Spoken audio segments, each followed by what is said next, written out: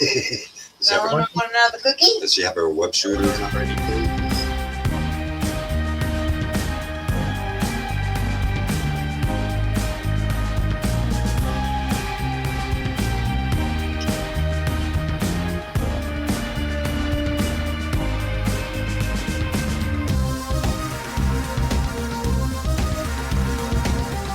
That's Spider-Man costume ever.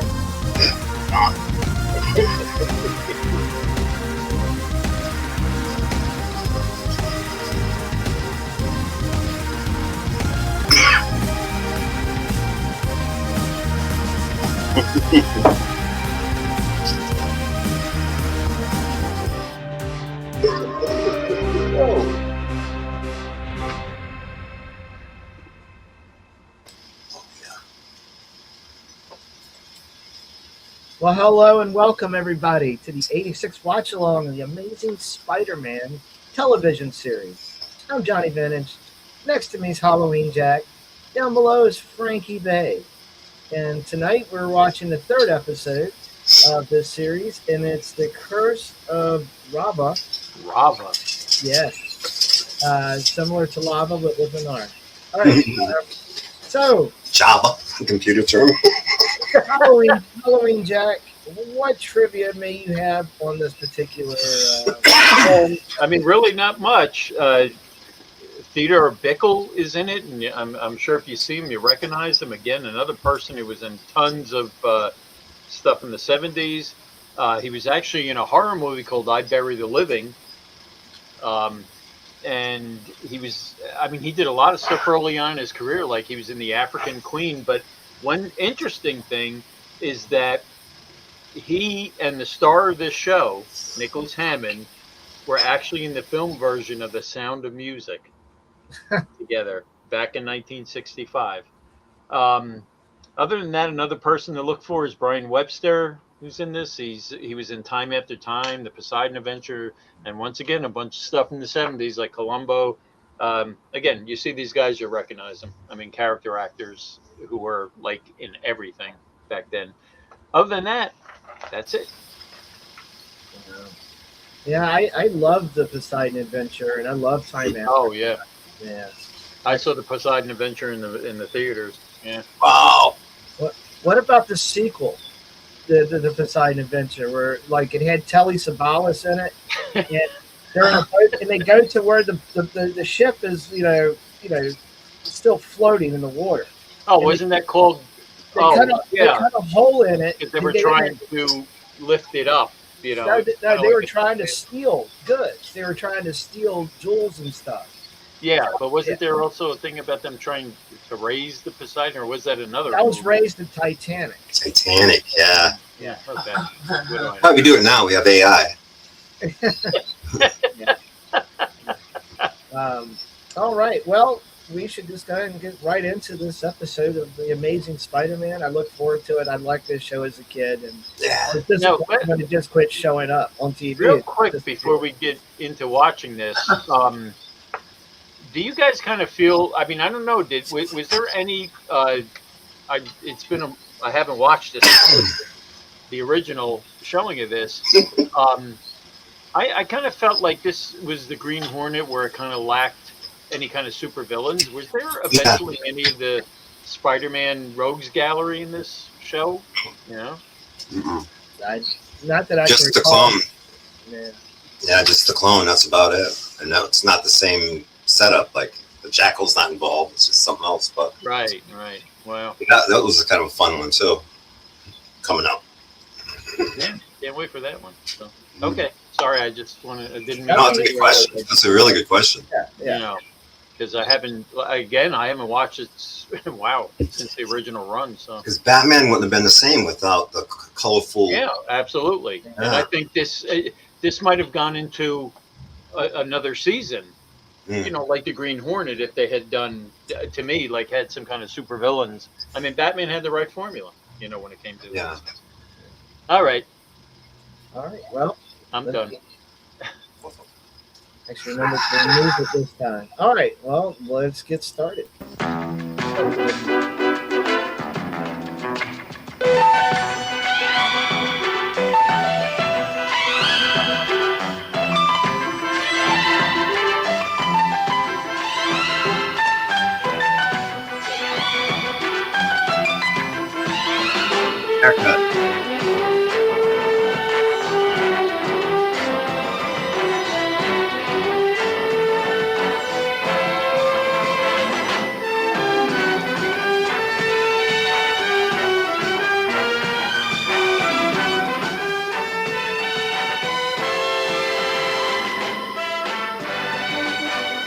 I can understand for the budget for a TV series like this. I mean, that's where the Night Stalker kind of Yeah. had problems too because of the lack of budget for them to show.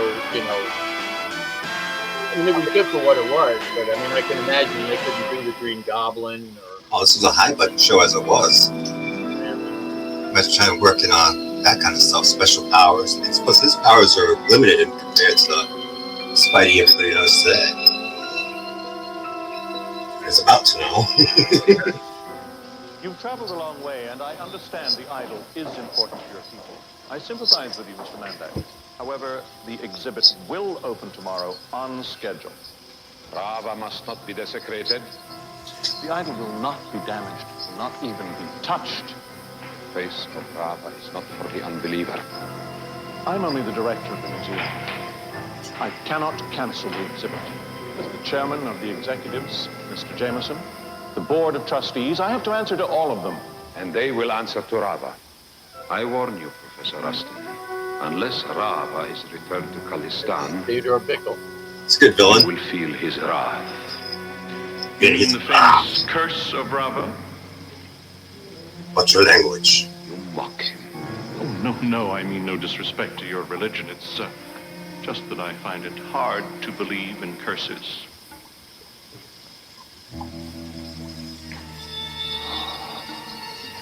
Definitely a dark shadow would be able to vibe here. Yeah. Like the Well, I mean, Rava, I guess is supposed to be a kind of a knockoff of.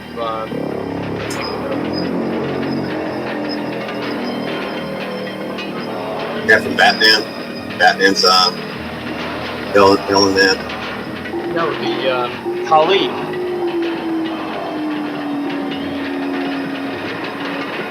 Oh. He's got powers. You can make that thing rock back and forth just thinking about it. Spider-Man watch. Oh no, that's trouble. Oh. How do you fake that? That's the guy that was in the Poseidon Adventure. I don't know if you recognize him. I warned you. I mean, I think he was the purser that was telling them, they were going the wrong way. Yeah, they're going down. Part-time. Down's the wrong way. I know she is. Possibly better than you do.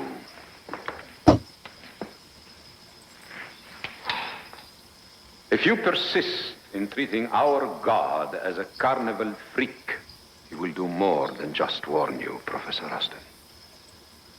Much more. He needs a cane. But not because he needs it, because it's like some kind of... It's a villain. And he needs a diaper. It's really weird. It's just like 20 years after he was in Night Buried the Living, he looked younger here. Really?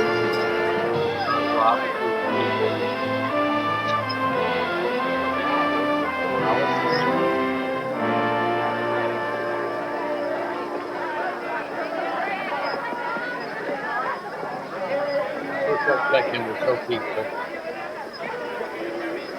You should keep track of Peter who wears the same outfit in every episode. I think they did it on purpose. Just kind of like that, that common feel. Like the cartoons, they always wear the same thing. Bravo to his people. Sorry, pal. No cameras. I'm Parker from And the printed Bugle. signs, too. What's That's Yeah. impressive. Oh, they're picketing the Kalistani exhibit in the main gallery. Oh, yeah, I heard something about that. You're displaying Rava, the Kalistani god of death? That thing has the ugliest face I've That's ever Khalid. seen. Khalid How was can the anybody guy. get down and worship a thing like The that? multi-armed god of death. Maybe they're afraid not. Kali. That's where the Makes me Thuggies came from with the strangulation. Eleanor, speaking of strangulation, if you don't stop, I think of Cali. I think of the Beatles movie Help. oh yeah, that was in that. That was in that opening shot Yes, it was. with the sitar and That's a movie we should have. 86. We just may.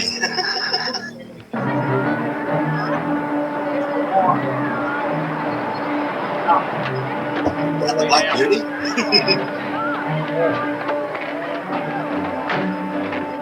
You're waiting. It looks different without the shadow on his face and the light. Yeah. He needs to walk around with something just so he can always be intimidating. Like Ryan Reynolds. It looked like Chevy Chase. And Chevy Chase. I'm Chevy Chase. Rob is not. Did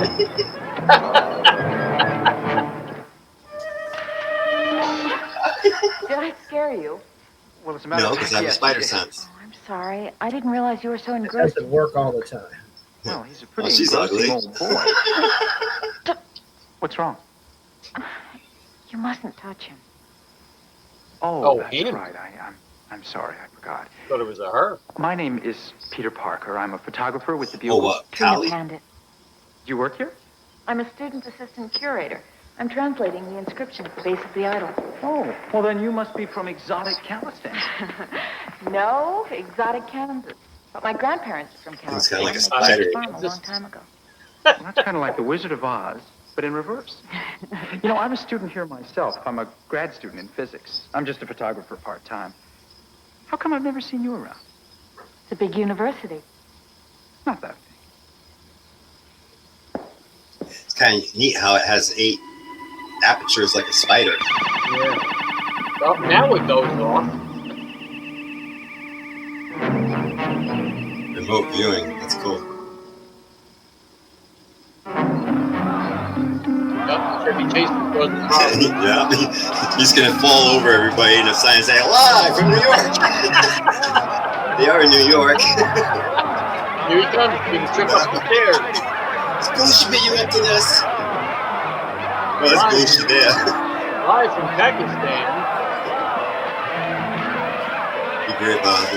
Bullshit came in with the samurai Oh, sword. I'm sorry, Talistan. Oh, boys.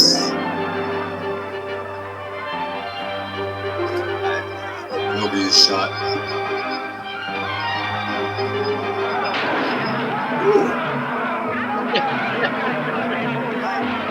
I tell you the truth, though. That's cool. Web them all up.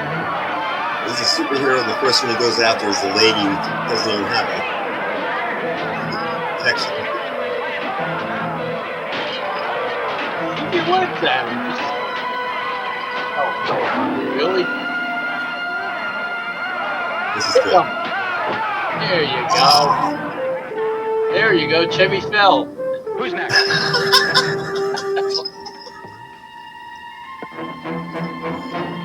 Is this... So this guy's really doing this with his mind. That's kind of cool. Yeah, let's all stand there. We see it. We see it coming. You know. I just wonder, are they going to Scooby-Doo it? I'm trying to say it was all tricks and special effects.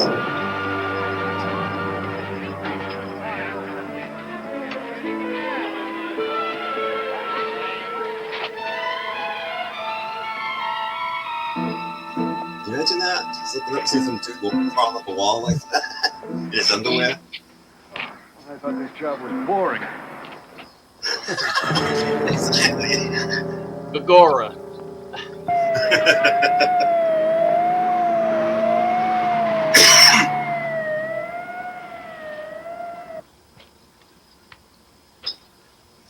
Heard the Marvel's moving to California. Maybe it tore loose when Spider-Man was swinging on it. Maybe, but that doesn't explain all the shaking just before it happened. No, it doesn't. Nice. Can't afford anything new? Jeez. What do you think caused it? Yeah, I think so. I don't know. I'm an art historian, Captain. Ask young Parker there. Physical sciences are his field. How about it, Parker? Could an earthquake have caused all this? Well, certainly if we were in California. But there's never been an earthquake recorded in Manhattan. Thanks, Parker. You're a big help. My God, John, what's happened here? Calistanis, Jonah. I told you we'd have trouble with them. And I told you that we were not going to be pushed around by some splinter group of fanatics from a two-bit country halfway around the world. Parker, what are you doing here? This is the university, sir. I go to school here, remember? Working for Jonah, you I think we idiot. should cancel the exhibit. That idol is a religious Really? symbol to these Calistanis. We don't have the right. Right? We have more than a right. We have a contract with the legitimate government of Khalistan to do this exhibit. We're the only museum in the country that'll have the idol. I have a feeling this is just the Why is beginning. Harry so You involved? believe in that curse business, don't you? Or Jonah? I don't know what I believe anymore. Yeah. Well, Piece of ornamental stone. It's on the couldn't board, fall, but it board or did. something like that, probably don't because the believe guy it did was mention your his name job here. before, that he But asked you an can. answer to him and a few other Don't people. threaten me, Jonah. I don't wish to be disrespectful of the dead, but I don't care how much money your wife raised for this museum. She didn't own it, and neither do you. I want the doors to this museum open to the Wow, public that's as soon interesting. as this mess is out of the way. You understand that? Did you hear what he said? His wife, I guess. Did His he? wife, Yeah. his dead All wife. right, what are you standing Wow. around here for? Raised the money Get for this the place museum. cleaned That's up. never been brought up before, as far as I know. I mean, not even just here in any of the comics or anything. And all the other versions, the wife always calls Betty Grant's always like, your wife's on the phone, she can't find the checkbook, blah, blah, blah, blah. Yeah, yeah. I took your picture.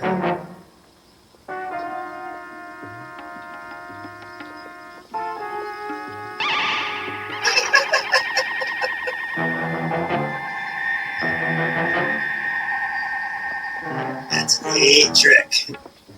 That sense of yours. I noticed Peter Parker get his Wait, hair you see cut some by of the these, end Mr. of the Jameson? series. I've got some real winners here. No pun intended. Oh, that's great. Parker, I can't print these. But you always say that pictures like these are what sell newspapers. Not my newspapers. Parker, don't you know that my wife was a patron of that museum? You realize that I'm now chairman of the board of trustees? Why would I want to give the museum this kind of publicity? But you always say to report the news as it happens, no matter who's Stop involved. telling me what I always say.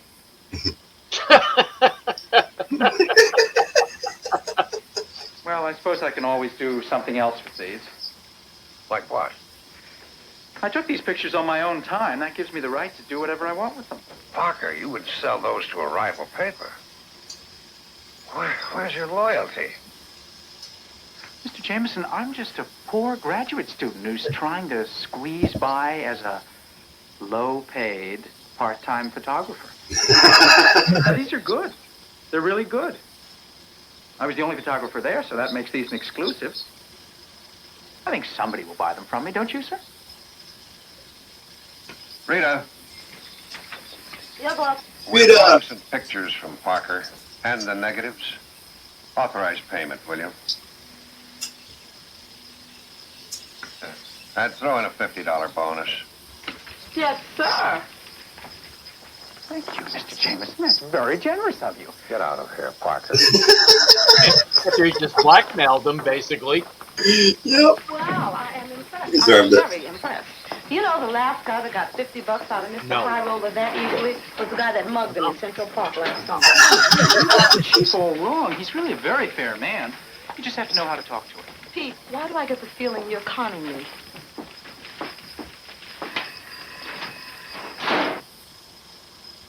Skip the money in the file drawer? Yeah, really. Or was it? I think it was just a voucher so you can cash it in somewhere. You know, I'd like to know the logic behind this series. I mean, why didn't they have Aunt May or any of the, like I said, the They do have an Aunt May, but they only showed her like in the movie, the pilot. yeah. I don't think they show her any other time. She's in the main gallery. Thank you. But maybe they only had the rights to. They didn't have the rights to the other character. John, what is it that's so serious Maybe not. here that we can't discuss it over the phone? Convince you, Jonah. We have to get that idol back to Calistan, or something Every time terrible I is see going to him, happen. it pops into I'm my scared. head, the Poseidon I'm Adventure. not. I mean, you remember him? I may not be from Missouri, but if I it's got- Christmas, He it's was something the you're one that going was to have to show trying to me. convince everyone to stay where they were. Those arms could make a fortune. When Gene Hackman was saying they needed to go up, and If we don't watch that in the 86, I'm gonna have to watch it on my own again. No, it keeps Hey, popping. I wouldn't mind watching that on the 86. I like that. We're not watching it the rest of it.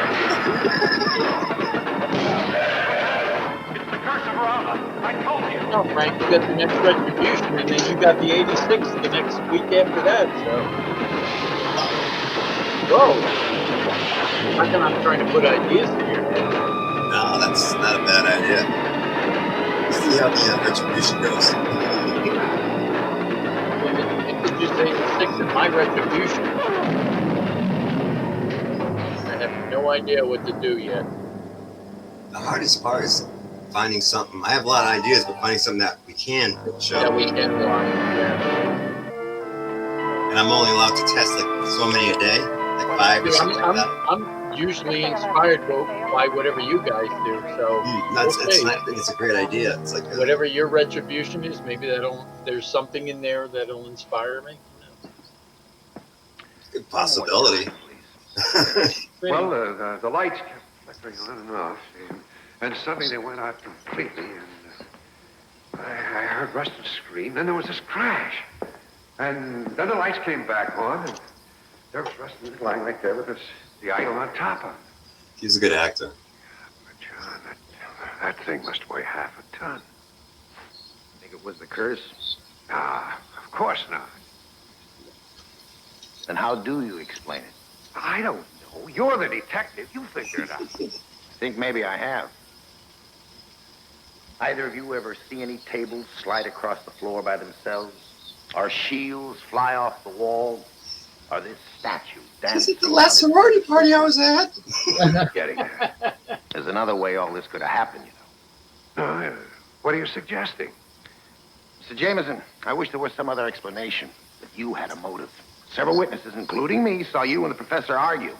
You're saying that I tried to kill him? Oh, come on. Call the hospital. Ask Rustin. He'll tell you. I have a man down there. But Professor Rustin, he's in pretty bad shape. I don't think he's going to be talking to anybody for a long time, if ever. I don't believe this. I want to talk to my lawyer. Call him from the precinct. Now, wait a minute. Please, sir. Don't make me use the handcuffs. Wow, he's arresting Jameson. It's a suspect. Whoa. I want my lawyer. Get me out of here. Don't worry about a thing, Mr. Jameson. Your lawyer's on his way. What are you doing here? Rita called. Why? Oh, she thought maybe I could help you. Well, what am I worrying about? Here I am in jail, accused of attempted murder, 3 days before a stockholders' meeting where I have to fight off some pirate who's trying to take over the paper. Look who's on my side. College kid who runs around with a camera hanging on his neck, and a lawyer that nobody can even find.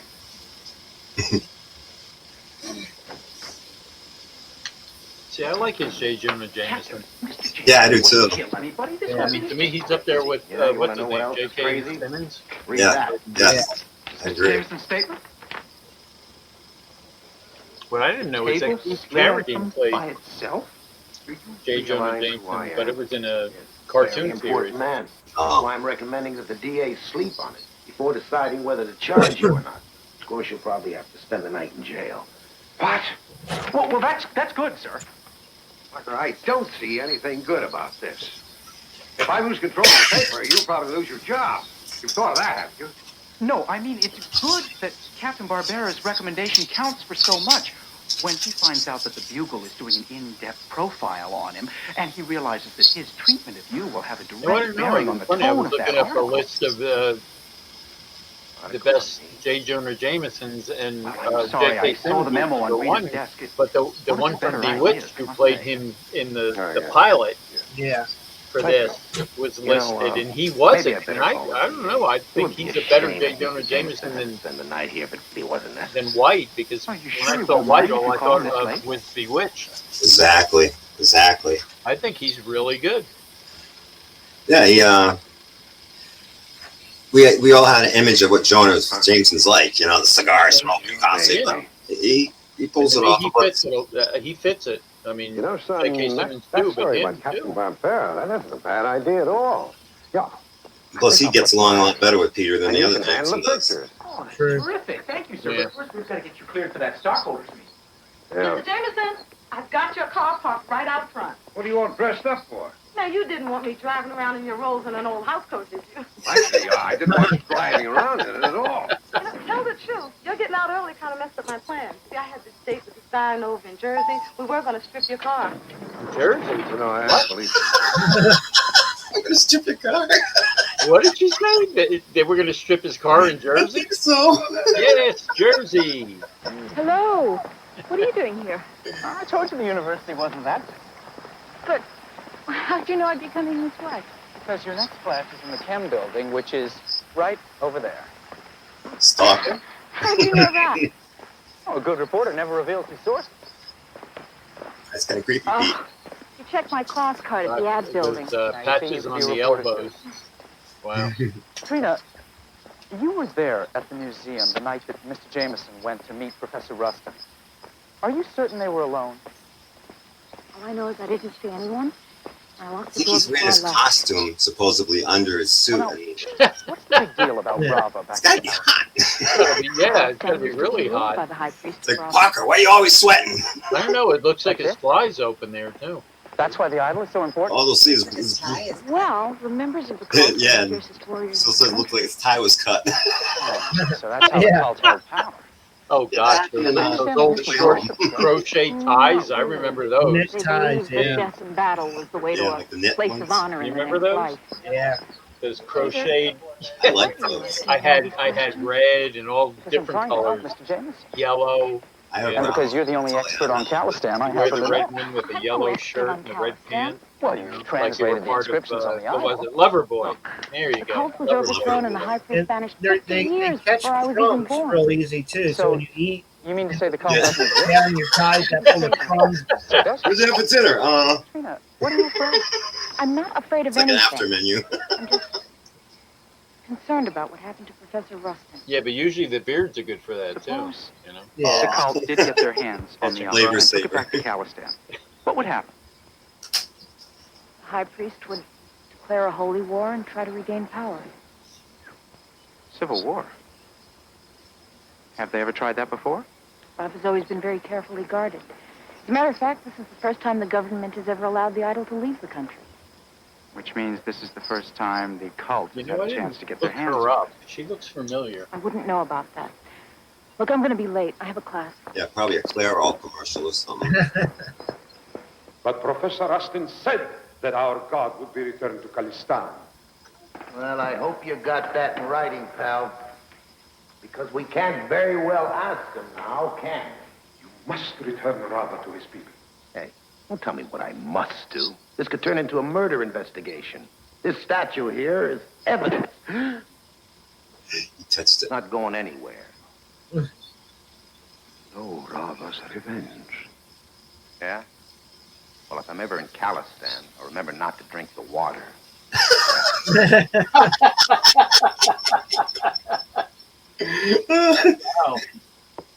Oh boy.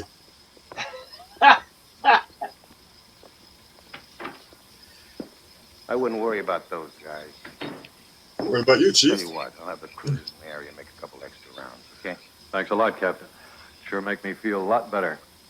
Where's your phone? Oh, I just wish.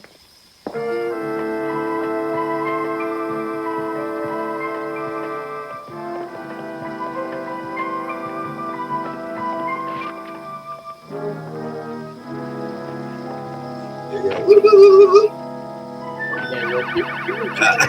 That was coming. She was in 265 episodes of Days of Our Lives. Wow. Maybe that's our lives. Who's the guy with the beard? She was also in The Man Who Fell to Earth with David Bowie. I gotta look back on that. Captain, Wow. I don't remember Captain, can I her. talk to you? Look, you have got to make sure that the idol of Rava doesn't get back to Calistan. I mean, it never could saw cause civil Days of war. Our Lives. Calistan's I'm sitting right always between watching, Russia and like, China. Relax, The Young and the Parker. I already Restless. talked to some fruitcake. Guiding Light. Have you ever seen The Man Who Fell to Captain, Earth? did he threaten you? No, The but he Bowie said that film? statue of Yeah. Smiling Jack I have in there not was going to sat get through me. that. You know Uh-oh. how scared I Oh, he's right. I take that lightly. If That I were might be you, the sir. next Look what happened to Professor retribution for Rustin. me. Me too? Parker, don't you have to oil your slide rule or something? Well, I really think you No. ought to Have you seen it, Frankie? Yes. Yeah? And what? And your reaction? You don't like it, or? It's got pluses and it's got some major minuses. Okay, that might be my next not retribution. 86. Can we watch the censored version? Huh? You should be doing Maybelline commercials or something. I have to admit, even as a Bowie fan, that movie was a little tough for me too. So, hey, Jim. Thanks for stopping by and saying hi. What was cool about it, there was some great Bowie images, like they set up like the lizard or the alien. It looks really cool. Like that was so Bowie. Yeah, but I don't know. Catch the replay later so you can see our SNL review of episode 7 with Richard Pryor. Very interesting. Pop in joke. I don't know. I think a lot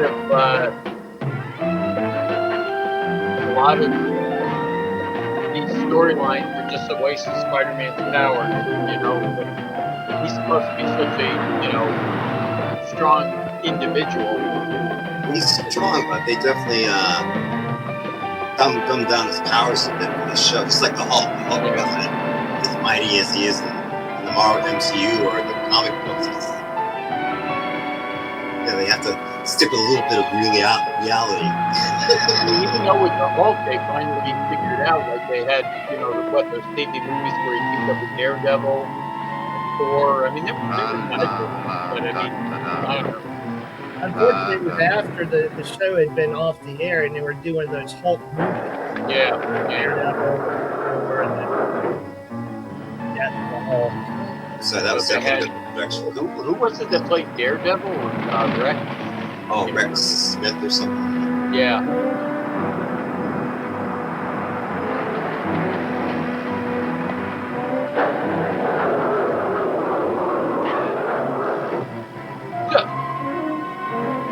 Oh, I hate this shot. It's horrible. It screams Electric Company.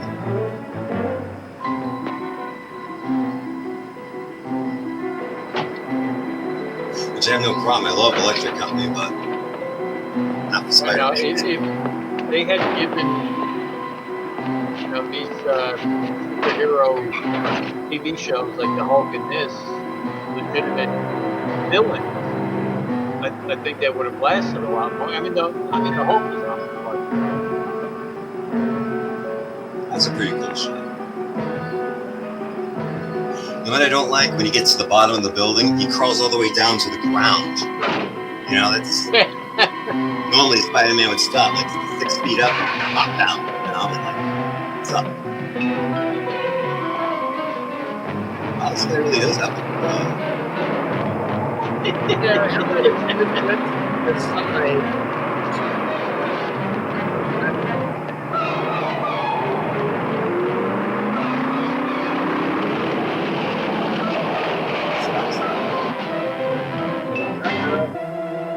This guy's got like Magneto type powers. Yeah, I mean, up to this point, he's more of a super villain than anybody. Oh, yeah. Help me, Jesus, help me. Not convenient. Now watch when he gets to the bottom, he crawls all the way down to the pavement. Actually, that's a cool shot right there. Yeah, that is really nice.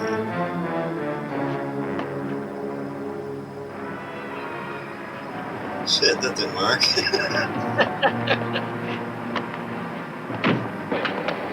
Thanks, had to be a barbaric sandwich. If I hadn't pulled out the bologna. Hey, come back here. Pulled out the bologna. The hell?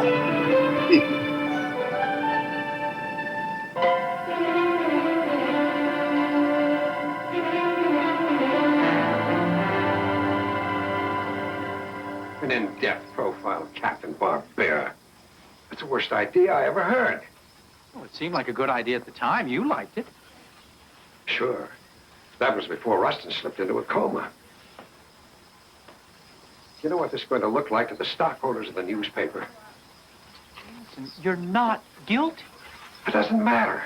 If I'm not at that meeting for any reason, especially if I'm in jail, I'll lose the paper. We can't let that happen.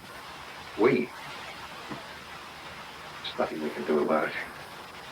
Mr. Jameson, do you remember those pictures that I took at the museum? Could I have another look at those, please? Why? I got a shot of one of the demonstrators. Now, I think this man was involved. They're all involved. Have you been talking to the bulletin? This was or the Chevy dispatch? Chase. I see. You're the first of the rats to leave the sinking ship. Is that it? I would never do any such thing. I paid you more than I should have for those pictures. They're mine. Nobody's going to see them. He's an ass. He's being an ass. He's being butthurt. Jameson always was kind of an ass. Why does that man have to be so stubborn? That's probably what got him where he is. I mean, he is in jail, and he still thinks he knows all the answers.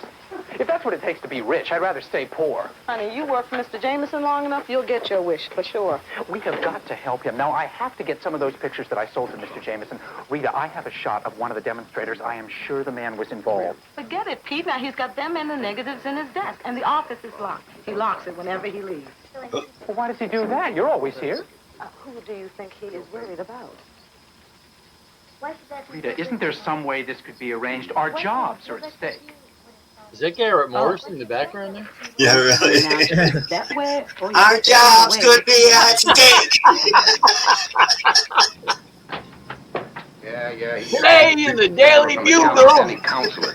What makes you think this guy has anything to do with Rustin's accident? I guess you could just have got a Headlines. feeling The about hard it. of hearing. Every time he's around, something bad happens. Our headlines today. J. Well, Joe you had a run with him. Did Jameson. anything strange happen to you? Yeah, matter of fact, I did. It wasn't for... In the popo. If it hadn't been for who? Well, what happened to you, Captain? Nothing happened, Parker. Forget it. Well, something Dude, certainly it's like happened. Garrett Morris to the back. Okay, just for the sake of argument, say something did happen to me. Something like the things that Mr. Jameson described. Okay, Parker, okay. Just tell me one thing. How could this Calistani have pulled it off? I don't know. But if something strange had happened to me, I'd want to find out. I just remember as a kid, I didn't mind Nicholas Hammond, but he was just a little too, I don't know, dorky. Like Yeah. gawky. It's interesting Yeah. that you call Yeah. this is following this case anyway. I like the Then spider. again, you ever Peter heard Parker's of supposed to be gawky. telekinesis? The Yeah, ability to but- move objects with the mind. Sure, but I thought it was mostly a theory. Oh, telekinesis Not my exists. favorite There's too take, much but I data still to see the deny guy it. that I don't get reports wash every up. week here of people who can perform telekinetic The feats. Brady Bunch. There are people who, on command, in front of a live TV camera, can move objects on a stage. Or make images appear on a photographic negative. Exactly. The most powerful telekinetic minds can bend steel bars with just the force This of is the mind. Connors. Doctor, have you ever heard of something called teleportation? Yes, but that's just a theory. Well, tell me, how does it work? Well, it's a concept in which the mind of the teleport is able to change the molecular structure of an object in such a way as to make it seem to disappear from one location, transport it over a distance, return it to its original form, making it seem to materialize in a second location. Mr. Jameson didn't mention anything about any objects disappearing. Well, the phenomena he described only sounds possible if he encountered an individual with an incredibly advanced telekinetic gift. But I've never heard of anyone having the power as strongly as you described. But if he did have it that strongly, he could do all the things that Mr. Jameson described. Oh, absolutely. Theoretically, the extent of the power is limitless.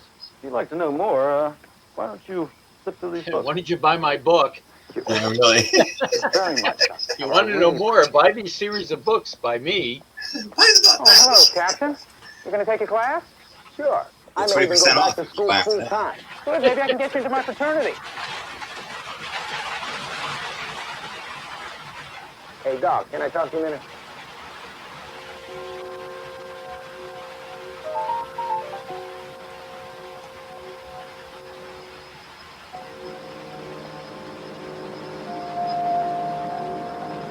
Uh-oh.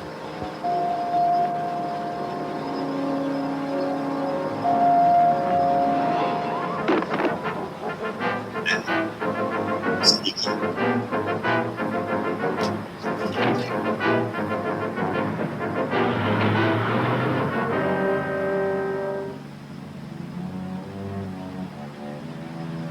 You know who I am. I know who you claim to be. You have seen my power. Could any man but his high priest have such power? Only if the old You know what I legends thought are would have been cool if they had kept Joanna Cameron You do not Yeah. have much as a respect. continuing character and I made had her heard that you were more that American girl I think than she Irish. was. I I think mean, she she was. was only a American. reporter, I've never you been know. to Calistan. But it is in your blood. After all, your grandmother was a daughter of the last high priest of Rama.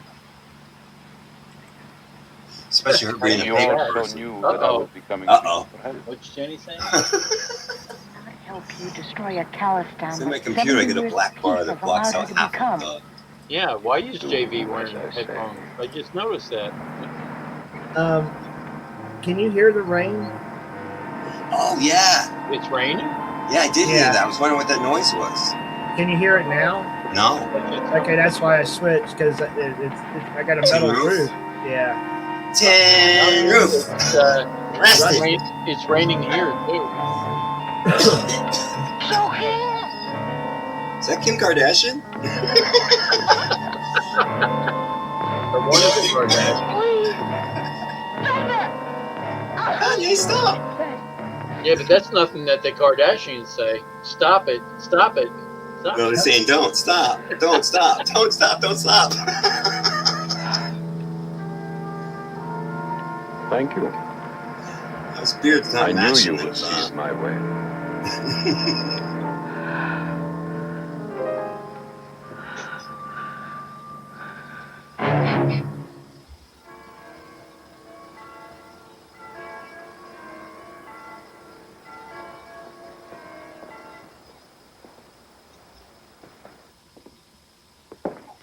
I opened up this morning at 9 a.m., just like always.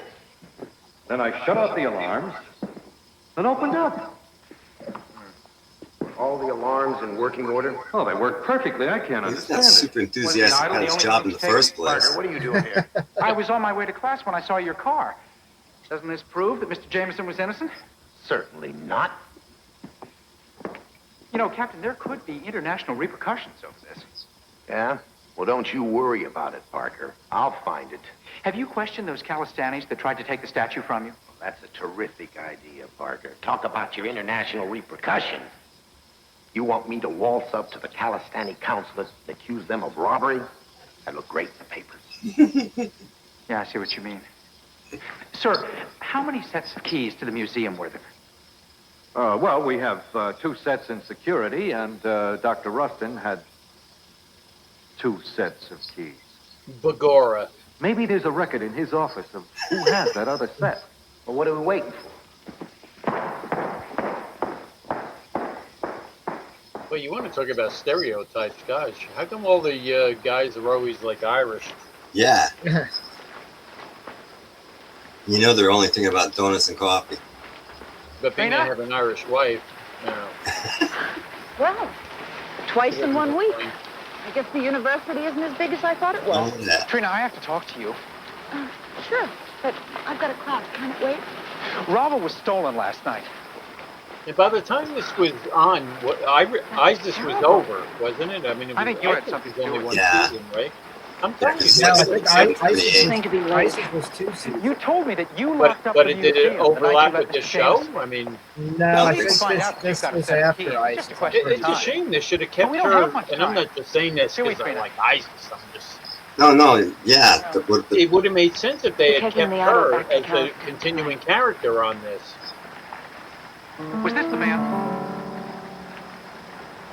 Who is he? His name is Mandak. Maybe they wanted to keep Pete He's the free high priest so of he could Rava. Why did you help him? they could have different pretty I had girls. to. That's Yeah, some bullshit. probably. Yeah. But they Tiny did. power. They do have Kind of a reporter formula later. back. Telekinesis. He can make things happen with his There's mind. a regular reporter. That's how they choose Yeah. the high priest. Whoever has the greatest power gets the job. The other night, at the museum, when Mandak and Professor Rustin were arguing, were you there? So, in other words, what you're saying is Peter was a horn dog? He made Yeah. the idol shake. He made a scimitar fly at the professor. He had to have And a he different made a female stone eject object her. fall. He Everything couldn't keep his web shooter in his utility belt. Certainly he made the idol fall on the professor, too. Well, then why don't you go to Captain Barbera and tell him all that so Mr. Jameson can get out of jail? No. Look, Maybe Professor Rustin will get better, and maybe he'll clear Mr. Jameson, but that isn't going to happen for a while. There's a meeting tomorrow of the stockholders at the newspaper. If Mr. Did your Jameson's hair get there, like really messy just instantly? Who? Hers? The girl. Also, she's looking more stressed. She's not all like, I should have done it all. mess her hair up a little bit more. But I was afraid of Manda. You can get a haircut. Nice. Oh, shame.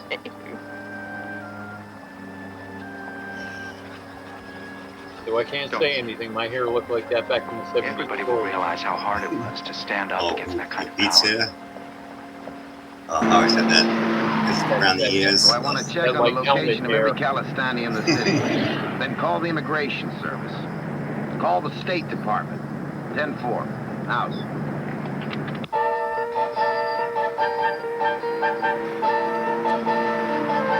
It's somebody's room.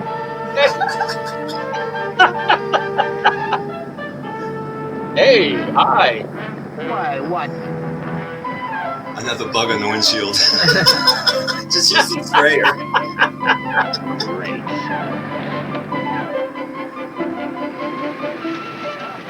The people on the street, they're like, what?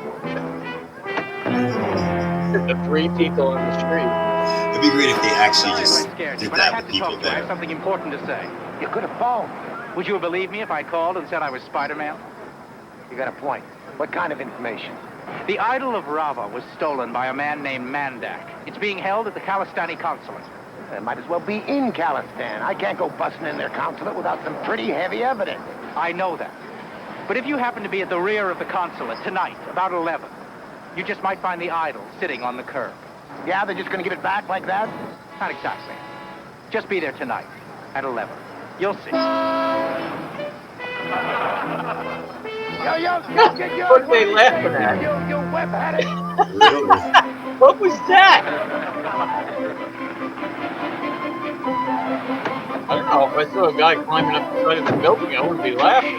Yeah. Unless it's... he had a wardrobe malfunction when he jumped up there. Like, you web shooters hanging out?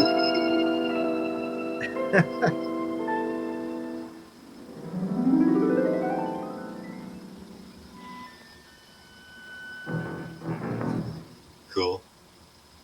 This reminds me of Batman. Yeah, I mean, some of the wall crawling scenes got better. Yeah. As the series. I mean, that was pretty cool. Well, they definitely get their money's worth on the shots. They spend a lot of money with the effects because they reuse them. Yeah. Frequently. I mean, some of the wall crawling scenes, you can tell it's, you know, him being. Oh yeah, especially when he's doing this. He's not, you know. He's climbing a slippery wall. See, they don't show off his strength that often.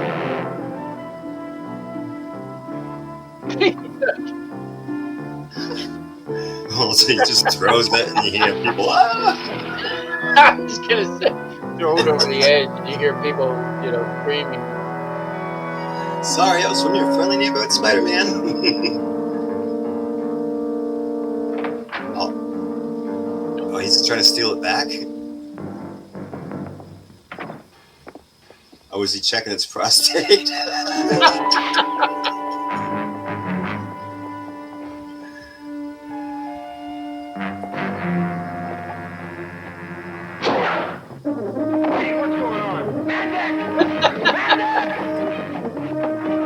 Amazing you can fit that net in there, that little web shooter.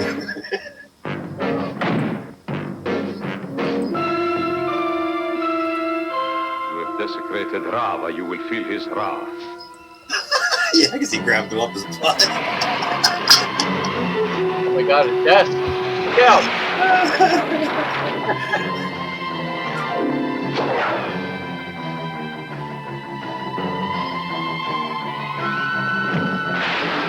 Wow.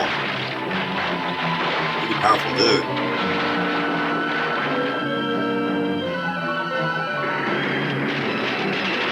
Oh my god, paper.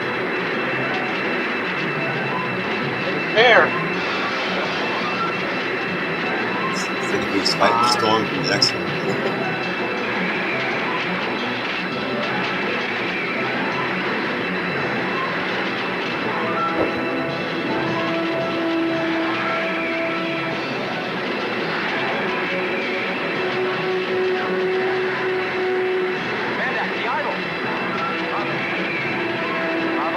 Oh, yeah. Yeah.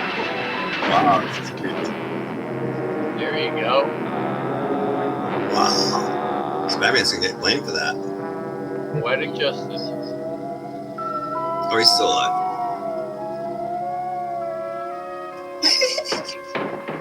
Ah, Parker. Oh, Mr. Jameson, how did it go at the stockholders meeting? Oh, I think you could say I... Oh, man. It was beautiful. So you're still in control of the newspaper? Well, Is that what they call sharing web? Once I got out of that ridiculous jail. Oh, I'm sorry about that, sir. I was doing my job. You did an excellent job, Captain. I thank you, sir. I'd like to take all the credit, but I have to admit I couldn't have pulled it off without Spider-Man. Oh, well, he'd be delighted to hear you say that, Captain. Do you mind if the Bugle quotes you on that? Not on your life. I'm not giving any recognition to some freak who runs around in a red and blue union suit. Mr. Jameson? Union suit. Union.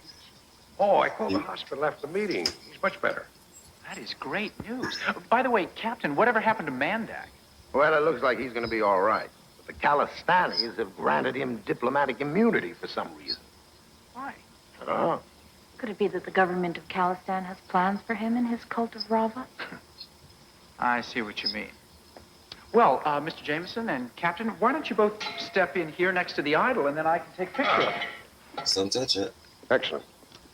Okay. How about right here? Yeah, why don't you come in close? Mm-hmm. This is one picture that's sure to make the front page of the Bugle. Really? At front page rates. Yeah, at front page rates.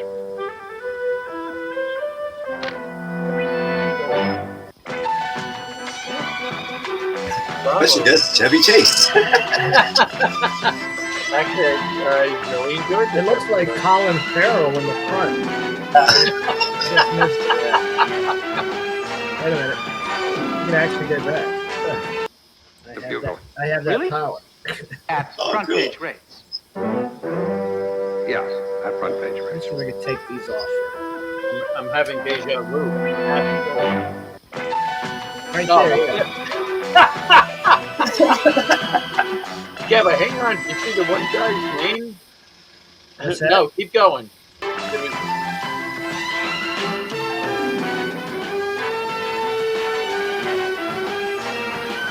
Right there. Can you imagine going through your life with the name Erwin Dumbriel? Dumbriel? Dumbriel. Yeah, it sounds like dumbbell. Dumbriel. Hey, dumbbell. Erwin Erwin. Dumbriel. Hey, Erwin, it's pretty. Really, really. What's your last name? Poor guy. I don't want to tell you.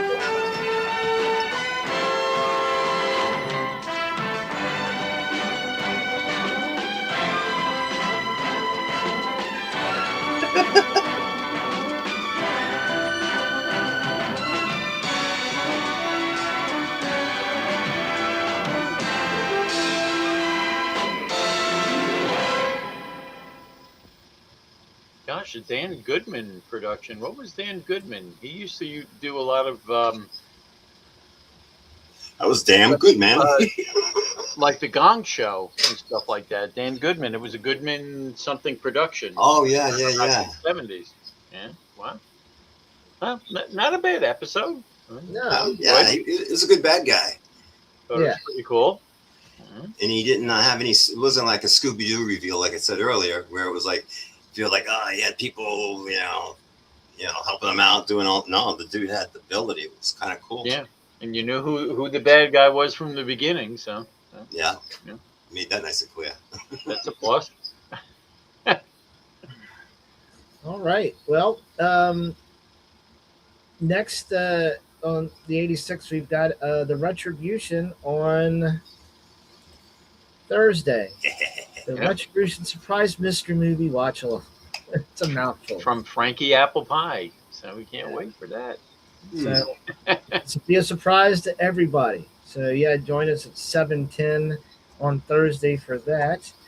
And let me remove that. And then on Friday, let's not forget, we have the Haven Falls Horror Fix. That's right. With the movie Haxon. On the Monster Channel. Yep, on the Monster Channel on Friday night. Yeah. Good time. Good stuff. Yeah, good stuff. Unfortunately, I won't be here for who the watch show along. up for that. I'm sorry, I won't be here for the watch along of that. bad timing. No, it's okay. We'll be in chat. Who knows? All right. Let's see. Jack will be in chat. So before we go tonight, I'll set up, dress up. Oh no!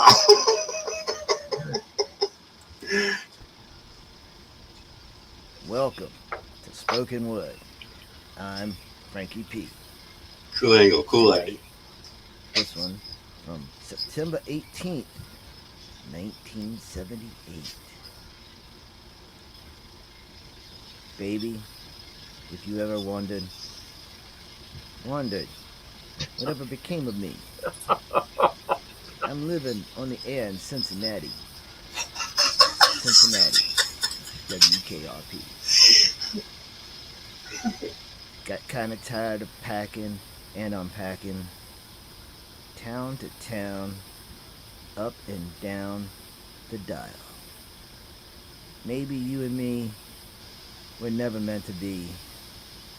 Just maybe think of me once in a while. I'm at WKRP in Cincinnati. This has been Spoken Word, and I'm Frankie P. Bravo. That is kind of a cool way to hear the song and spoken like that. It's like, wow. Well, you know, it's funny. You mentioned the Electric Company, right? Yeah. And I did an Electric Company one today, but I did another one, and I didn't label it, so I'm not sure which one is which. So I'm gonna see if I can pull this up. I gotta remember what I put it under. Electric Company. And I remember watching the Electric Company for what? Spider-Man. Yeah. Yes. Yeah. He was also Big Bird. So yeah. I mean, I don't know if this is it or not. Let me see here. Shit. No, let me take this one off. And let's see if this is it. The Spoken Word. I'm Frankie P. Tonight, one that premiered October 25th, 1971. We're gonna turn it on. We're gonna bring you the power. We're gonna light up the dark of night like the brightest day in a whole new way. We're gonna turn it on. Who's that guy in the corner over there? We're gonna bring you the power. Don Bardo. Coming down the lines, as strong as they can be. He's spying on you, y'all. The Electric Company. The Electric Company. Got Michael Myers in the back behind. The Electric Company. Yeah, that is kind of disturbing. That I see an eye. This has been Spoken Word, and I've been Frankie P. Yes. Cool. Bravo. I just happen to have the Electric Company. Electric Company. Uh-oh. All right. Well, thanks everybody for joining us tonight for the. Was that Thunder? That's Thunder. Yeah, I'm going to have to put the headphones on again soon. So we're going to do the SNL review here right after this. So if you could stick around and watch it, that'd be great. If not, thanks for joining us, and join us on Thursday for the Retribution surprise mystery movie watch along. You'll enjoy it, I guarantee. Thanks out, everybody, and have a good night. I'm just securing the fact that I know that you can't show Xanadu or cats on. Nah. But that could be in the 80. That's going to be in the 86 future. Yeah, I know. You're going to make me watch it sooner or later, but I mean, at least I don't have to watch along. So. Good night. I can watch it at my own pace. Good night, everybody. Thank you. Cool. Good night.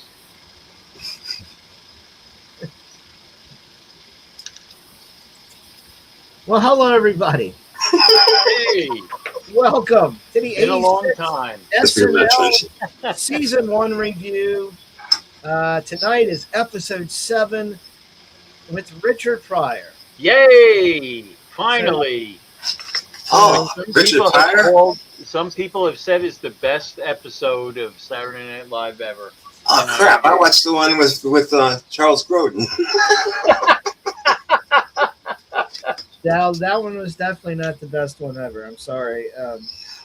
That's an interesting one. Weird. And something that was really interesting about this, to get Richard Pryor to be on here, he had like this list of demands before he could be on the show. Really? And it was including his current girlfriend, his ex-wife, his friend. I mean, and Paul Mooney, who I love as a comedian, and a stand-up comedian. But Paul Mooney wrote all his sketches. That it was like Lorne Michaels was like really upset about this. He was like, this guy better be funny considering he's making me put his wife or his ex-wife and this person on here and everything. And well, I can think of Paul Simon episode. I mean, to be honest with you, though, I mean, good for him for doing this, and I love this episode. I absolutely love it. Also, one other thing, they said that it was on a 7-second delay because of Pryor, but one of the technicians wound up saying, no, that was BS because they didn't know how to do that on the show. So that was like a myth that it was on a 7-second delay. But anyway.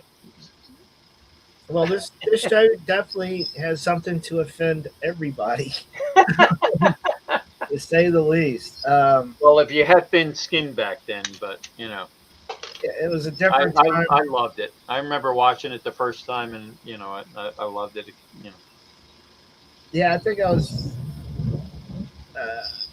a bit shocked when I watched it the first time. Certain words that just pop up on TV that you know. So kind of give you a little jolt when you hear it's like, whoa, no, don't say that.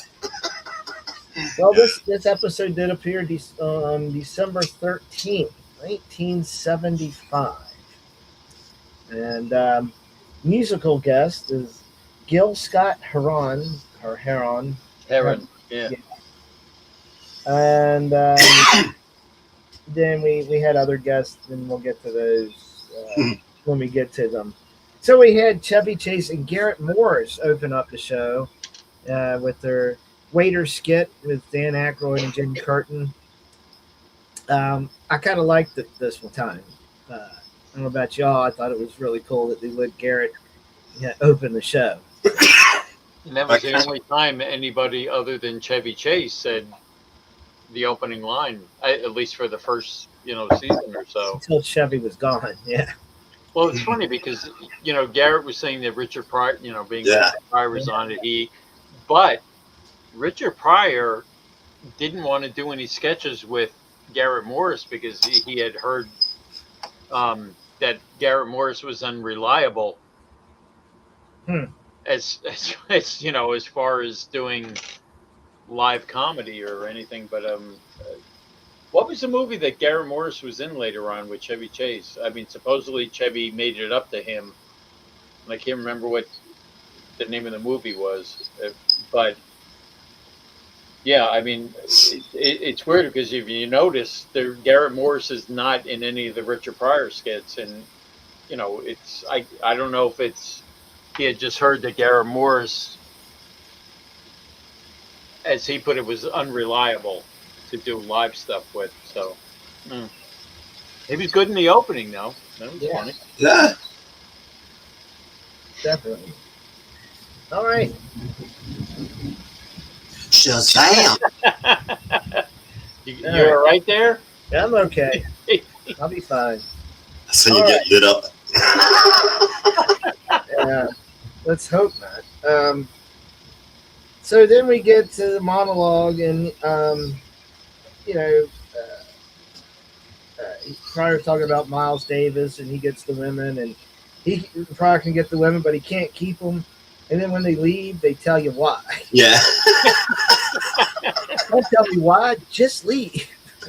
You just looking there like, and you're listening to him. And Pryor's opening to that about "I hope I'm funny" was a running gag with him. Mm. You know, on his stand-up and his comedy albums. It's like, how can he not be? Oh, you know he's going to be funny. He was a performer. He wasn't just a funny guy. He was a performer. Oh my gosh! Yeah, absolutely. The Theater, faces, the faces. No, and the hesitation. the staging, the physical comedy. I mean, the guy knew his craft. He was a supernatural at it. Either way, he was gifted.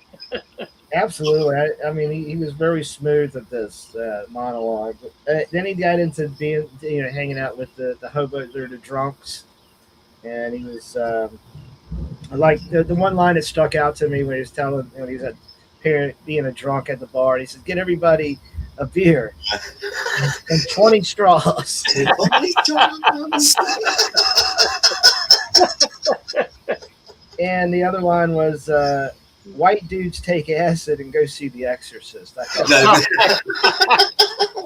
dudes are crazy. They take acid and go see The Exorcist. Hey, which was foreshadowing, you know. Yeah. Oh yeah. Oh my God, yeah. I've been guilty of watching. Yeah, with the white guy, and then he's. Yeah. Hey, look, I can catch my hands. Like I've been guilty of taking some acid and watching horror films and stuff, but like the movie Caroline, I watched that 3 times on acid, and it's great. I never took acid and watched a horror movie, but I mean, I certainly did like a few bongs and watched horror movies, especially Texas Chainsaw Massacre 2, which I've mentioned before. That was. I watched also that the same night I watched Coraline. I watched My Bloody Valentine in 3D. Also, I watched 2 3D movies tripping on acid. That's crazy. On acid, I only looked at movie posters like Easy Rider, which I watched for 3 hours. The poster. and watched Peter Fonda and Dennis Hopper driving down the road for 3 hours. Oh, yeah. wow. Was it on that wall that's like corkboard or whatever? But when you're in a certain state of mind, it looks like you could walk into it. Yes. So yes. I mean, you know the poster I'm talking about, the one where they're putting up their middle fingers. Yeah. Yeah. I actually watched that for 3 hours. You know, one time. Anyway. Good times. That's another one we're gonna have to do someday. Fun times.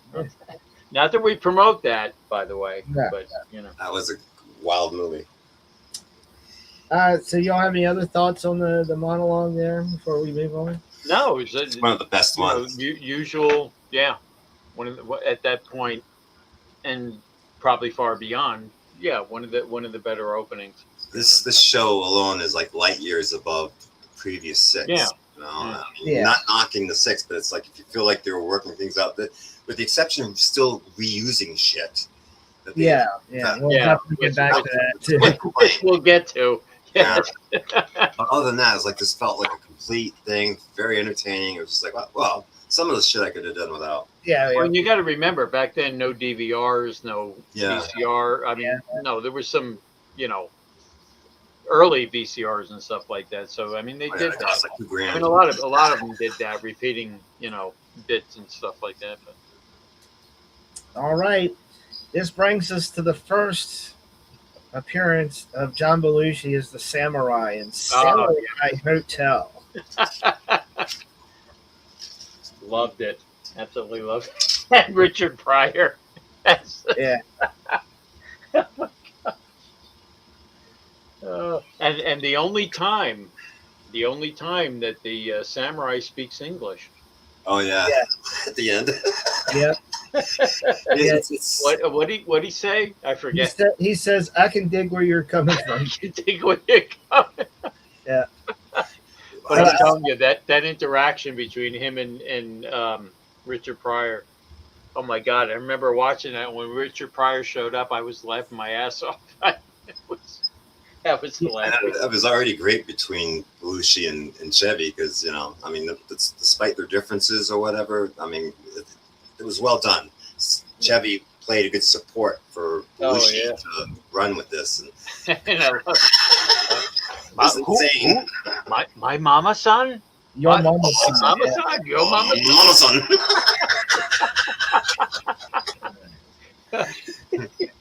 Well, From start to finish. after Samurai Hotel, we got our musical guest, Gil Scott Heron, and What's the Word was the song. Gosh. No, go ahead. No, you go ahead. You go first. No, go ahead. No. Keep calling me a goat head. I just love the guy with the shaker. We love that. That was so cool. So cool.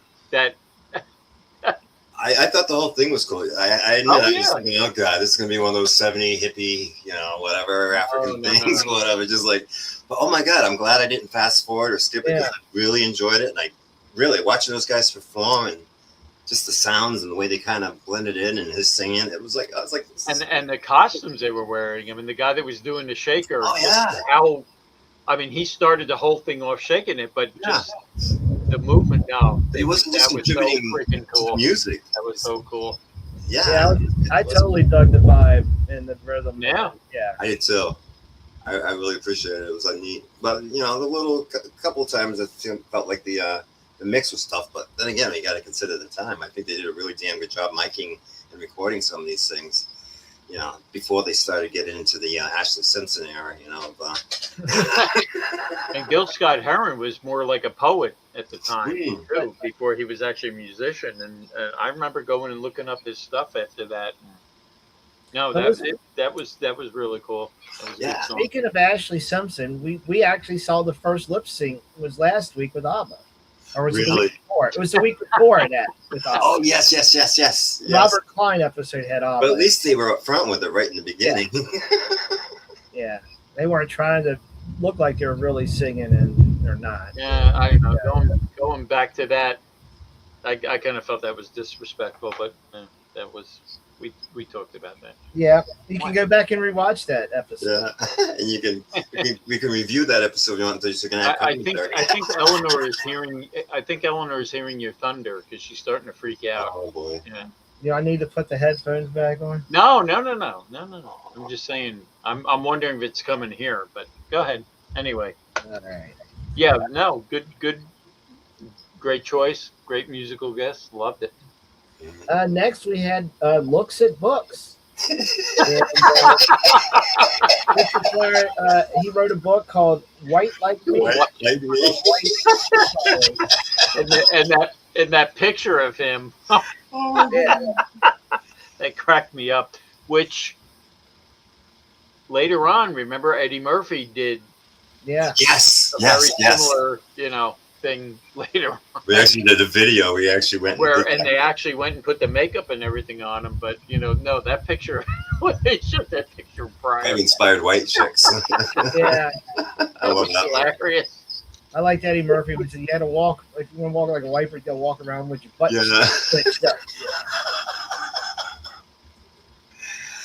This took the issue of racial differences or whatever humor head on. They just dove right into it. But that's what I thought was great about it is like we all laugh and everybody's laughing together and picking on everybody. That's the way it's got to be. You got to pick on everybody and laugh. Oh yeah, and laugh at yourself.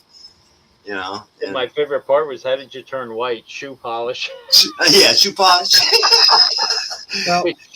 Excuse me. Think about it back to the old days with who am I thinking of? Al Jolson. Yeah. Using the black shoe polish, and so that was kind of cool. Yeah, go white face shoe polish. Or when the Little Rascals did it. The Little Rascals did a show. Oh yeah. They were in blackface at one point. Yeah. And then he showed Buckwheat, and he's in white face. Yeah. Jesus. Anyway. Well, that's fine if you can laugh at it. I mean, we're Little Rascals. They're weren't trying to be assholes. They're just. All right, so wait a minute, and I don't know. I didn't write a lot down for this, but for that segment, I have the dumb honkies. Yeah, dumb honkies, because she asked him, "Did any white people catch on to it?" And he goes, "Nah." Oh, that's right. Dumb honkies out there. Yeah. That's dumb honkies out there.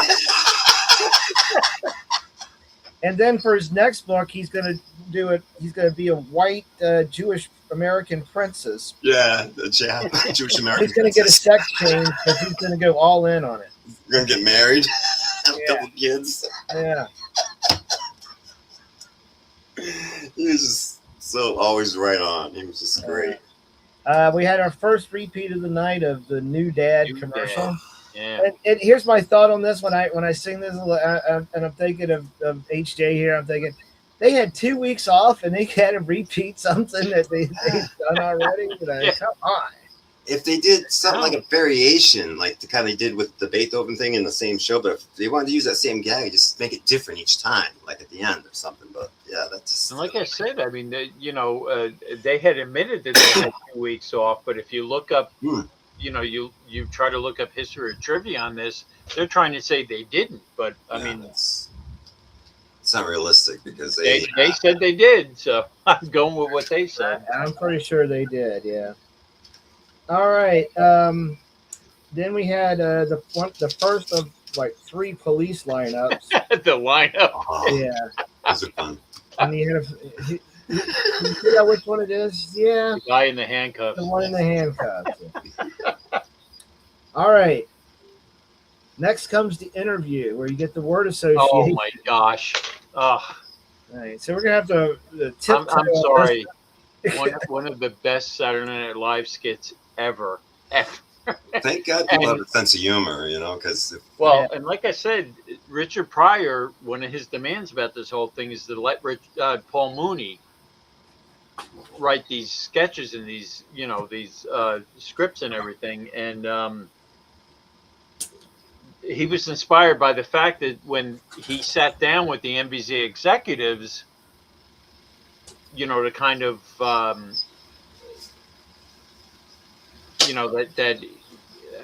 am I thinking of? It was like a job interview. Oh, yeah. The pre-initial. Be able to write the scripts for Saturday Night Live. So he sat down with the NBC executives, and he said that was the inspiration for this because they were like grilling him, about what he was going to write and what he was going to do. And absolutely, I love this. Absolutely love this. All right, let's see if there's any of these that we can actually say. Well, I mean, one I actually had to look up was when Richard Pryor said, "Oh, Faye." I didn't know what that was. Me neither. And I looked it up, and it was a slang for white people. Because that's after Chevy Chase said "tar baby." Tar baby. Yeah. And he said, "Oh, Faye." And I didn't know what that was either. Yeah. But now I know. See, I've learned something else from another SNL episode. But what's it stand for? I mean, how does it come from? Old Faye. It's slang for white people. I guess. Like cracker, I get. Yeah. Totally. White bread. Totally. Monkey's just hysterical. Just. Oh my gosh! And it's amazing to me that back then they got away with this. I don't care if it was on that late at night. Just again, it wasn't hateful. It was embracing the difference of time. No, it was funny. Like you said, Eddie Murphy was beautiful. It was just it was comedy. It was funny. Yeah. And I remember when I first saw that night, I was like, "Holy crap! I can't believe it the way it's saying." But if anybody's watching this has not seen this episode of SNL, please go look it up. Please. Peacock, go look it up. And if not even the whole episode, watch this. I know this fits on YouTube. You watch one episode. Yeah. Season 1. Word association, Richard Pryor, Chevy Chase. And what was it that I had read that I don't know, Chevy Chase didn't really endear himself to too many people back then because from what I understand, Richard Pryor wasn't too keen on working with him. With Chevy? Really? Yeah, but Chevy actually approached Paul Mooney about doing this because he wanted to do something with Richard Pryor one-on-one. Yeah. So, Paul Mooney had written this with, I don't know if it was with Chevy in mind in the beginning, but Chevy insisted on it because he wanted to, I guess, Pryor was fairly big back then. Yeah, he wanted to be honored to work with one of the greats, and thank goodness he insisted because. So he said to Paul Mooney, put me in this, so. I could see Aykroyd doing it too, but. Anybody could have done it. I mean, Belushi could have done it, No, I mean maybe I shouldn't say that. I think it was perfect for Chevy Chase. Yeah, because it had to be delivered in that just like business sense, like that. I mean, it was And I great. wish we could say more about this, but it was If you've never seen it, look on YouTube. Look up Richard Pryor, Chevy Chase word association, Saturday Night Live. It'll come up. I've seen it on there. So. Yeah, we don't want to upset Facebook. So no. Although, or YouTube. So. I can't believe Jenny gets away with half the crap she said, but whatever. I guess She nobody would get censored for the Monster Channel.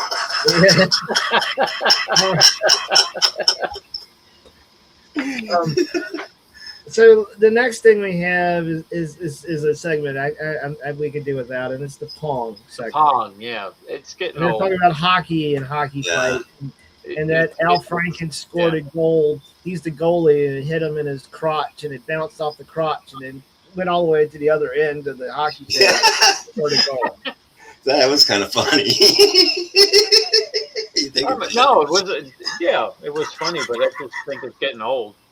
Yeah, it is. Yo, Eric. Hey, Mr. Eric. Woo! Hey, Eric. Thanks for dropping in. Hello. We're discussing the SNL episode with Richard Pryor. I'm sure you're quite aware of it. All right. The next skit is They Are Taking Over. Oh gosh, that was another racial thing that was. Yeah, I mean, it's like an Archie Bunker thing. Head on, yeah. They go right into this, and again, this is where some of the people that Pryor wanted on the show, because I think the one that played the mother and the daughter were two actors or actresses that he insisted on having on the show. Was one of his girlfriend, or I think my favorite part was Past the Grits. That was.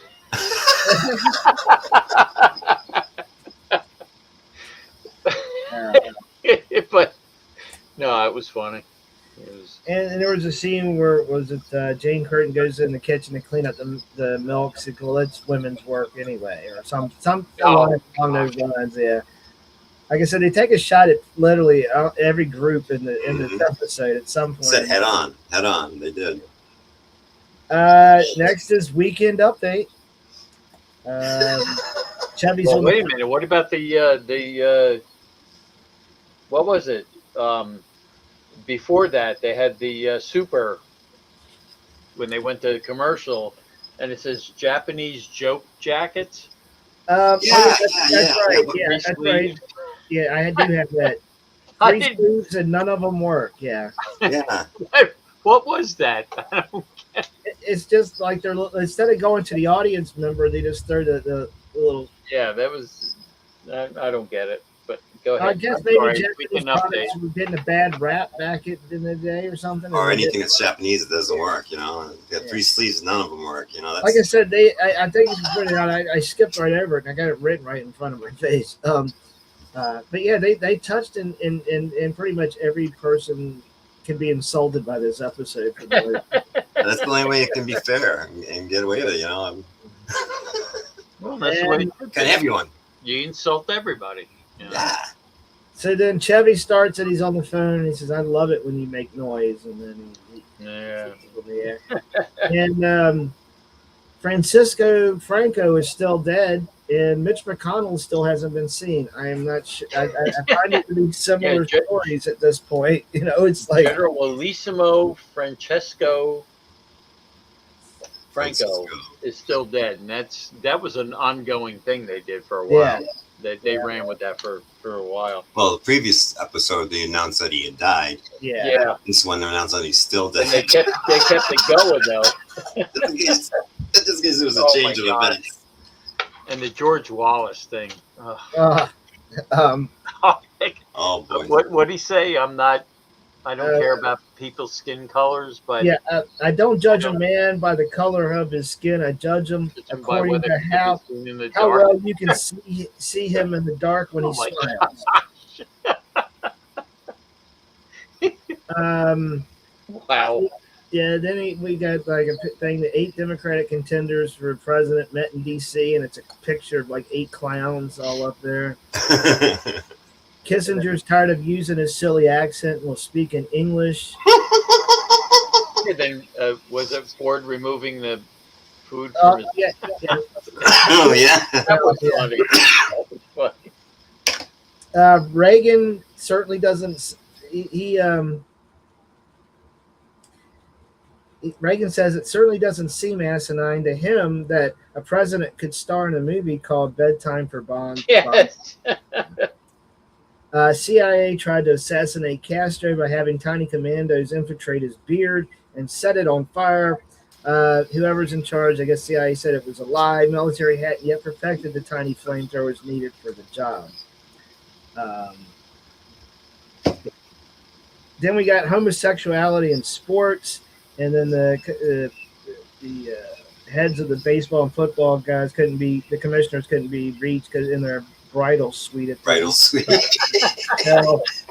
And on a side note, the president of the Gay Activist Alliance denied reports of widespread homosexuality in his organization. Then they had the George Wallace, then Ford with the chopsticks, and then Sonny and Cher got back together, at least for 2 seasons, and the show should be called The Price is Right. I guess she just got divorced. And like the Air Traffic Controllers Association said that the near collision of 2 jets was actually just a merger of the 2 airlines. Yeah. The Pope will fly into sunny California to visit Nixon and exchange gifts. The Secret Service are training for Ford's ski vacation. It was a photo of all these guys following. And then we had another repeat segment. Yeah. And I really think that was in the last episode. Really it was. Yeah. Then we had the editorial with Emily. Yes, Emily. When they're busting school children. Busting school children.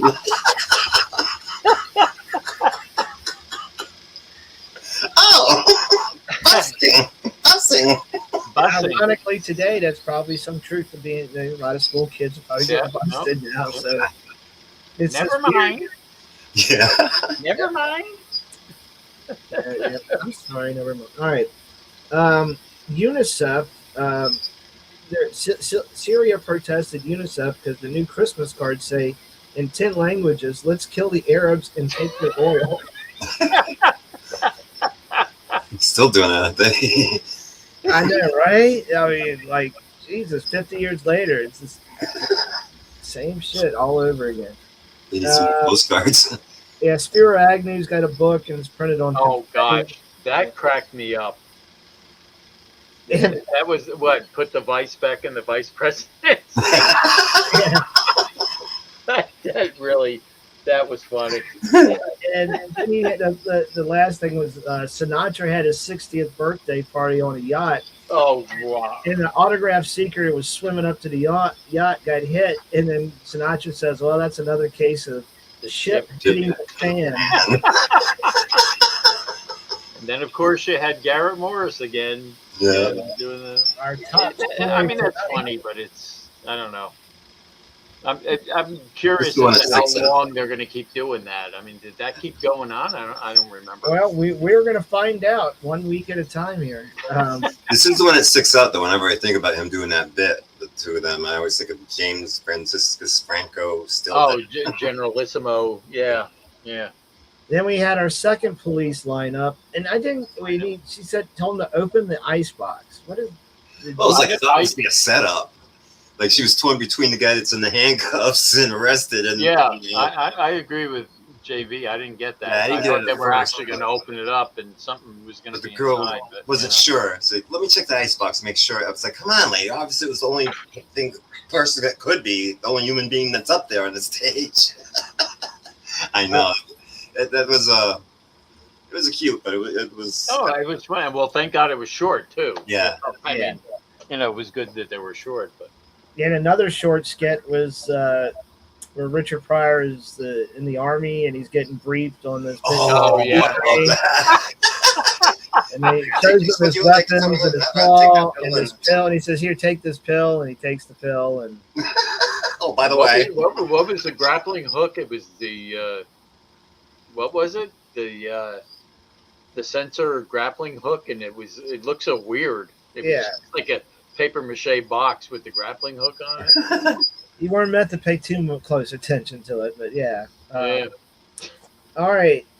So after that, we get the Muppets. We get the Muppets. Our favorite spot next to the Albert Brooks films. And this is not one of the best ones. It is not. Dumb. A lot of drinking and stuff. Yeah, really bizarre with the booze, shoving it down his throat. Choke. Yeah. I honestly, I can't wait till season 2 because then we get Mr. Bill. Okay. I think it's season 2 it starts. I'm pretty sure Mr. Bill starts next season on this, but we're stuck with the Muppets, and I love the Muppets. So how many episodes was season 1 of SNL? God, I want to say was it 22? So we have maybe. So we have about like 15 more of the Muppets. If indeed they're in all the episodes, I don't know. Well, I believe they were, from what I read. Oh no!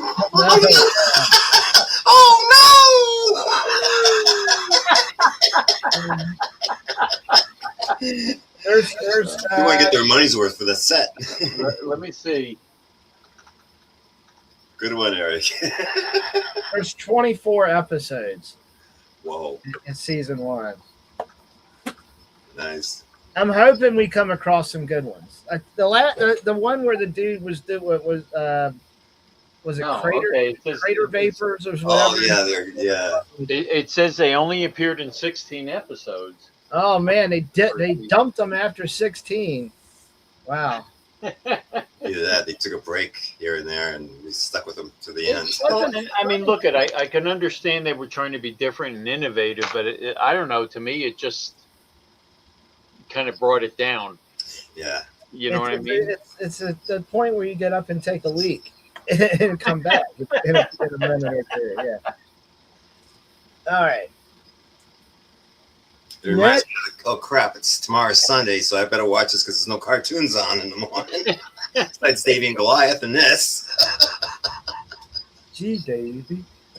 We got the next police lineup, and it's got all the cops out there pointing at him. Pointing to him. It's the one. The one with the mustache. And here, I'm sure this is your second favorite part of the episode. And a much better sequel than the actual sequel, The Exorcist 2. I'm glad you said that. I didn't.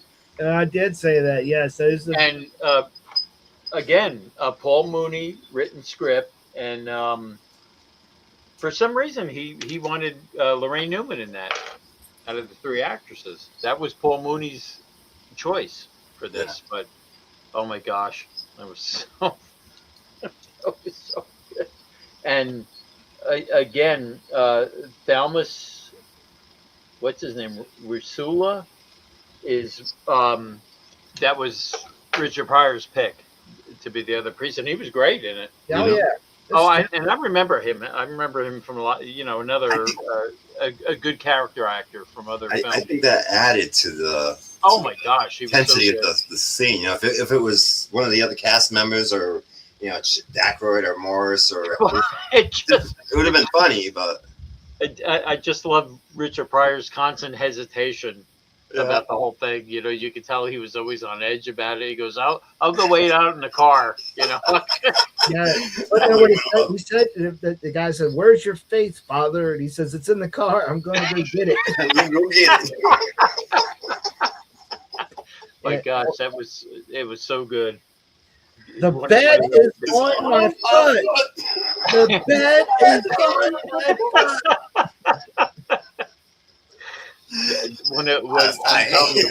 One of the best Saturday Night Live skits ever. Yes. I go on record as saying the best ever. Yes. But Along with Cowbell. the effects in the skit that they had to do, all the different effects that went into the skit was amazing. Oh no, it was good. It was. Yeah, It was I just Jive thought of turkey. something. Jive turkey. What? When we get to the end, I just thought of something. Just as a side note, when we get to the end of this, we should do an extra episode and just pick like the 10 best skits from the whole season. You know? Yeah, you can do that. We can work on that. Yeah. I'm telling you right now, this is going to be my top number one right here. Oh, one skits definitely. Yeah, well, I'm sure a few of these will show up on that list. What'd you say about my mama? What? Your mama so sucks that smell. That makes me think of the original line. I'm like, and then there was the other line: "Your mama sews socks that smell." Yeah, which is But very close to the line from the movie. Jive turkey. Yeah. Your mother eats kitty litter. No, I think this whole skit. What'd you say about my mama? Would you? And Lorraine Newman was the right choice for this. Oh no, she was. She was. Well, yeah. I mean, I could see Gilda Radner doing it, but no, she was. All right. Then we had Paul Mooney was spot on with that one. So. We had coming up next, loungewear for the dead. The dead. All right. Next up was Albert Brooks. And I put down, and he's sick, and then I put next to it, I am sick of his movies. Oh, I wrote dumb. Horrible. And that's all right. Go ahead. Go for it, HJ. I'm cool. We can all bitch about it. He wants to go first. Dude, this. Okay, here before I get in discussion, it was the end of this when it went back to Richard Pryor and the crowd. They really weren't clapping that much because this sucked. He was like, glad that's over. Yeah, I wanted Richard Pryor to say, "What the fuck was that?" I know, I was excited. I thought he was going to do a second monologue. Also, he mentions Albert Brooks, and my energy just went. Okay, well, from what I'm looking up, he only did 6 Albert Brooks films in the first season of Saturday Night Live. He's got one more. He said he's going to be back in 3 weeks. One more after this. Thank you. Bless you. Thank God you. bless you. Lord. Bless you. Thank Bless you, you from Lord. Virginia, the Massachusetts. Thank you, Lord. And then I wonder what the decision was that, after. Bless you. Bless you. Oh my gosh. Well, like you said, he signed a contract, and I think when they did the first episode, they didn't know what the show was going to be, and so they added to figure this would be something cool, it would be a film, and then no, this was not funny. They repeat them. They're too long. They're not funny. It's like a show-off thing for him. It's like, who cares? Who are you? The only thing I liked when he shouted out whoever the dude was, and he says, if nobody's watching, and he holds up this sign that says, "You're the ugliest man that ever lived, you stupid jerk." And that was the funniest part of the whole film. You're right. Yeah. Totally. So thank God we only have one more. But here's the thing: when he came back from that, Richard Pryor's there, and then you had that dude in the audience talking about there's a second shooter on the and then he gets shot, and I had nothing to do with that. I don't know what's going on. Well, and I got to ask, out of the, we haven't seen the last, but out of the Albert Brooks films, how many did you find funny? I mean, I think I made one. That I thought was. That was, and the only reason we remember the one is because the others are so bad. Yeah. It was the one that was like, well, that was tolerable. So it may not. Because he wasn't in most of it. It was. Yeah. These other people. And I don't know what he did after this. I haven't looked him up because I have no care. But because his shit is just terrible. Sorry, dude. Yeah, I appreciate that you got on SNL. You made films. You were on Saturday Night Live. Power to you. Yeah, but you know what? Something it made me kind of feel that they were using him to fill in time. Yeah. That's why he was there, and it's to change sets. While the, Yeah, but still, choose something that's entertaining, not something that's like. Yeah. It's just. Well, I'm excited. We only have one more to go through, and he said I it just would hope they'll repeat it, a bunch of them, though. Oh God, yeah. Well, at least if they're repeated, we're just going to fast forward through those. So, That's true. Yeah, you can mark them as a. yeah, those are one and done for me. I'll never. Even if you Albert, watch some of these episodes, I will purposely fast forward through those. Guarantee you, none of these will make the top 10 list. I mean, Albert Brooks did, quite a few films after leaving Saturday Night Live that, he was the director and creator of. Yeah, maybe he's better when he stays behind the camera. He did Modern Romance, Defending Your Life, Mother, and The Muse. I mean, broadcast news. He was all part of that. He But, did broadcast news. Yeah. Well, I don't think I've seen any of those movies. all right. Well, then next we had another segment I could have done without. Shelley Pryor. Oh, yeah, yeah. Carousel. Did you feel like we were back talking about Electric Company? I felt like I was in like freaking second grade, and I had one of those special functions where they'd have these people with these, whatever. And yeah, I felt like it was story time. And I didn't like it. Was that his ex-wife? Yeah. And, believe me, I love Richard Pryor, but the fact that he had all these kind of demands on this film, and it worked out in The Exorcist because, his friend playing the priest in The Exorcist was great. That was great. What the hell was this? I mean, seriously. Yeah, I mean, bizarre. I appreciate what she was trying to do, but it was just, again, wrong audience, wrong time, wrong crowd. Just that's something for wait 6 hours, lady, and do it for church, okay? Well, do it for a bunch of kids in Sunday school. Let me ask you a question: how many people want their ex-wife on a show? What or anything to do with He was them? married a shitload of times. I mean, So was okay, looking up. maybe he was still on good terms with her or something like that. But Well, couple of his wives he married more than once, I believe. yeah, I don't know. This was kind of bizarre. I mean, like I said, Lorne Michaels was kind of pissed off about all these demands he was making, and a lot of them worked because the his friends that he wanted in the sketch with Dan Aykroyd with all the family turning black was funny. Yeah. And they were in that. And again, the Exorcist skit, perfect. He was the perfect actor for that. But this, I don't get this. I don't get it. Was it a settlement in their divorce or something like that? Maybe she knocked some off the alimony. No, really. Big shot on the show. I just thought it was weird. I liked it better when Lauren's ex-wife was on the show. I messed up. This is the next thing where he comes out. He's talking about liking to hang with winos. Earlier, he was just playing a drum. Oh gosh, yeah, and that's a famous. I love that routine because he did that a lot. Mudbone, that was the character he created from that. I don't know if he mentioned the name in this one, but that was where he did mention. I thought it was Lionel. I thought he said the name. Well, Lionel. he said Lionel, but eventually that was Mudbone, which he did in a lot of his bits after that. Which, I love that character. Directing traffic. Yeah. There's be one, driving through this area.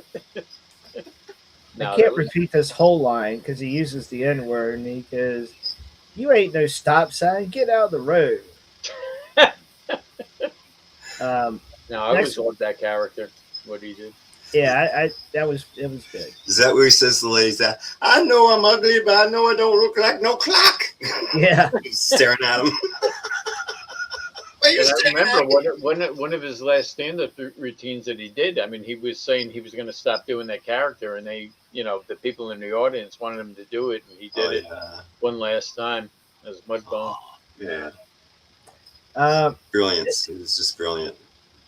Yeah, we got our second musical track from Gil Scott-Heron, and then that was cool too. So it had some rough parts in it where it felt like parts of it were getting off, or I was losing it. It was like, yeah, but it was really weird. They cut it off. I mean, it was like he was still. I don't know if you noticed that he was still doing the song, and they kind of.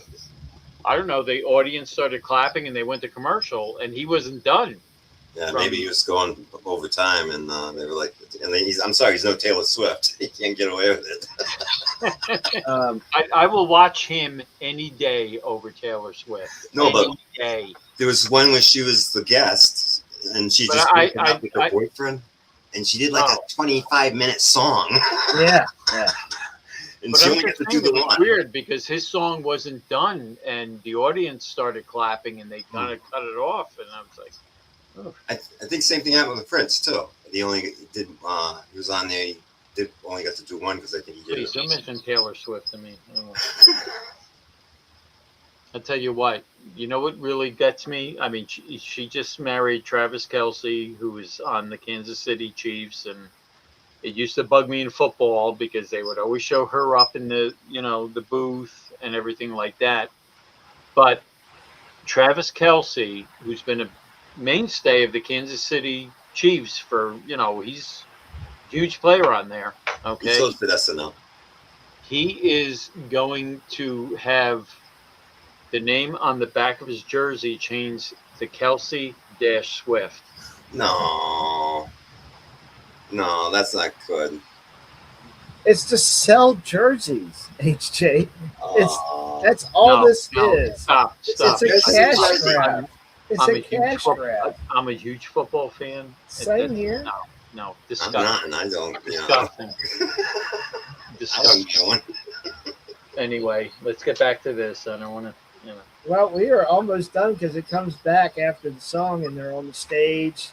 And I swear, I think Jane Curtin's holding a pickle, and it looks like a bagel or a sandwich. Yeah, what was that? I didn't understand that, but it looked like a pickle and a bagel they were holding up to Richard Pryor. I'm not sure what that was about. I just like seeing them all those talent crammed together with Pryor there in the middle, Which they hadn't done that. Since they didn't really have done that for the first 7 episodes, except for the Candace Bergen one. Oh, Candace Bergen. And Lily Tom, I think they don't do that because they run out of time. Yeah. I love these. Yeah, I love those endings. I always loved them. And other than this, they did it with Candace Bergen, but nobody else, from what I remember, anyway. And Richard Pryor ends it, says, if you didn't watch the show, I hope you made love.